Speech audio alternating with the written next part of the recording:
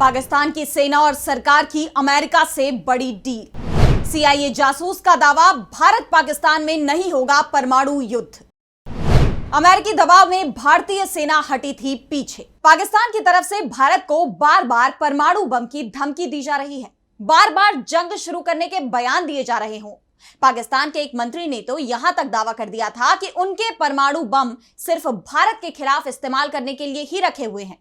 लेकिन क्या पाकिस्तान के परमाणु बमों पर उसका अधिकार भी है? क्या पाकिस्तान भारत के खिलाफ परमाणु हमला कर सकता है? इसका जवाब होगा नहीं, क्योंकि पाकिस्तान के परमाणु बम के रखरखाव का जिम्मा ही पाकिस्तान के पास नहीं है।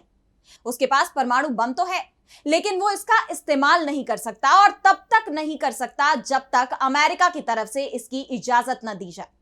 हाल ही में भारत के विदेश मंत्री एस जयशंकर का बयान सामने आया था, जिसमें उन्होंने कहा था कि ऑपरेशन सिंदूर के समय अमेरिका के उपराष्ट्रपति जेडी वेंस का फोन पीएम मोदी के पास आया था, जिसमें उन्होंने कहा था कि पाकिस्तान भारत पर बहुत बड़ा हमला करने वाला है।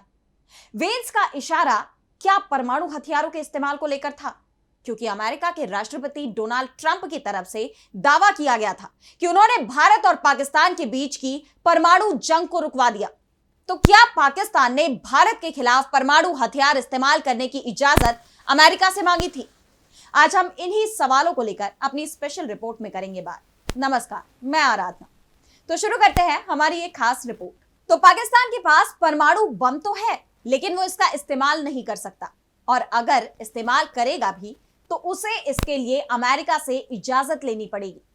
यह दावा अमेरिकी खुफिया एजेंसी सीआईए के एक पूर्व जासूस ने किया है।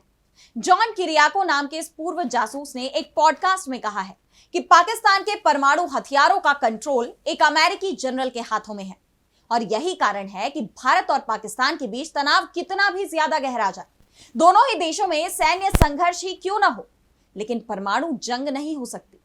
ना तो ऑपरेशन सिंदूर, ना बालाकोट मामले में परमाणु जंग का कहीं कोई खतरा नहीं था, और ना ही तब जब दोनों ही देशों की सेनाएं 2001 से 2002 में आमने सामने थी, और यह कहा जा रहा था कि जंग कभी भी शुरू हो सकती है।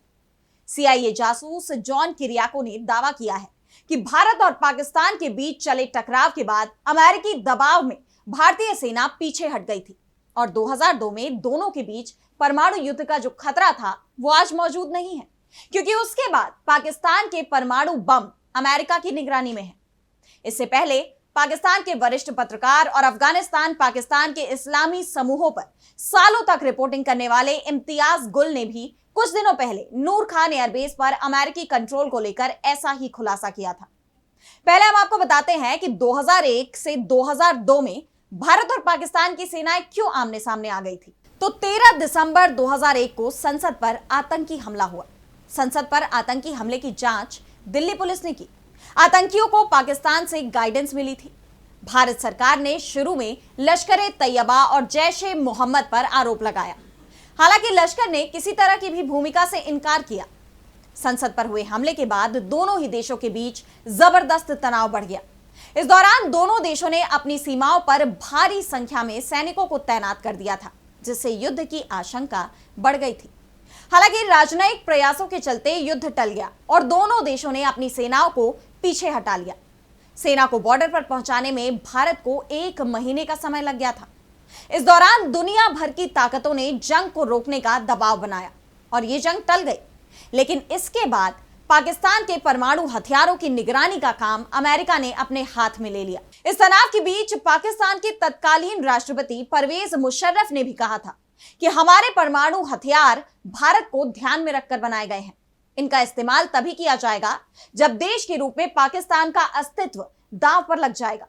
स्टैनफोर्ड यूनिवर्सिटी के हूवर इंस्टीट्यूशन के सीनियर फेलो सुमित गांगुली का कहना है कि भारत हो या पाकिस्तान, कोई भी देश हिरोशिमा के बाद परमाणु निषेध का पहला उल्लंघनकर्ता कहलाना पसंद नहीं करेगा। गांगुली ने आगे यह भी कहा कि जो कोई भी देश परमाणु हथियारों का इस्तेमाल करेगा, उसे भारी जवाबी कार्रवाई का सामना करना पड़ेगा और उसे भारी नुकसान उठाना पड़ेगा। वैसे 2002 की घटना के बाद भारत को एक बात तो समझ में आ गई कि जंग अचानक हुई, और अगर वो सैन्य साजो सामान जल्दी बॉर्डर पर नहीं पहुंचा पाया तो उसके सामने मुश्किल खड़ी हो जाएंगी। और उसके बाद रणनीति में बदलाव किया गया। इसका नतीजा था कि पहलगाम की घटना के 2 सप्ताह बाद ही भारत ने पाकिस्तान के अंदर आतंकी ठिकानों पर हमला कर दिया और जब पाकिस्तान ने जवाब दिया तो उसे मजबूती से रोक दिया।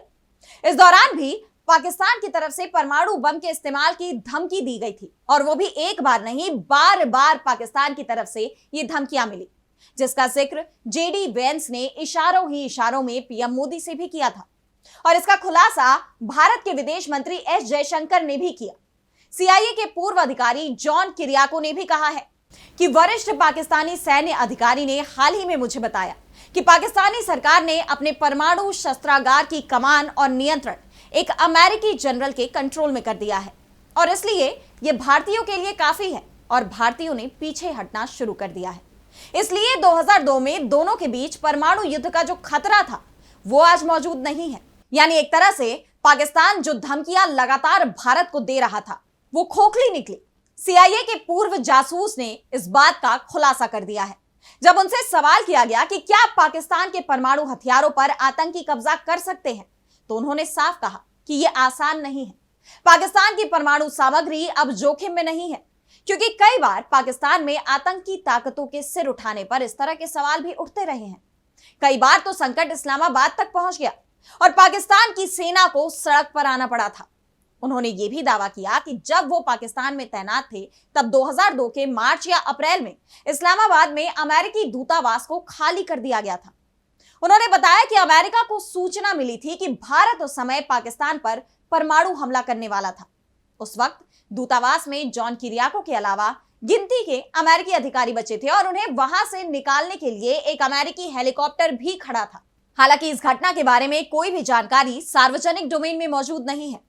जॉन किरियाको ने भी ये नहीं बताया कि भारत ये हमला पहले करने वाला था या पाकिस्तान के परमाणु बम के हमले के जवाब में उसकी ऐसी तैयारी थी, क्योंकि उस वक्त दोनों ही देशों के पास सीमित संख्या में ही परमाणु बम थे। इनकी संख्या 1 दर्जन से भी कम थी।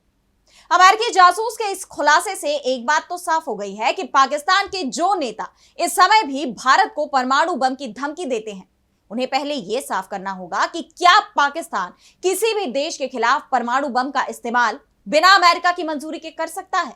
दरअसल पाकिस्तान पर अमेरिका के दबाव का एक और कारण है और वो है परमाणु अप्रसार। पाकिस्तान पर यह आरोप भी लगाए जाते हैं कि उसने उत्तर कोरिया को परमाणु तकनीक उपलब्ध कराई। ईरान और लीबिया को भी परमाणु तकनीक पाकिस्तान ने बेची। ऐसे में अमेरिका अब पाकिस्तान के पूरे परमाणु कार्यक्रम पर नजर रखता है। वैसे पाकिस्तान ने परमाणु अप्रसार संधि यानी न्यूक्लियर नॉन प्रोलिफरेशन ट्रीटी, जिसे एनपीटी कहा जाता है, उस पर दस्तखत नहीं किए हैं और इसलिए उसके परमाणु संयंत्रों की जांच का अधिकार भी अंतरराष्ट्रीय परमाणु निगरानी एजेंसी यानी आईएईए को नहीं है। लेकिन अमेरिका की नजर जरूर उस पर बनी रहती है। तो आज स्पेशल रिपोर्ट में इतना ही। अगर आपको ये वीडियो पसंद आई तो वीडियो को लाइक करना ना भूलें और चैनल को सब्सक्राइब कर लें। फिलहाल मुझे दीजिए इजाजत और देश दुनिया की तमाम बड़ी खबरों के लिए देखते रहिए डीवी लाइव। नमस्कार।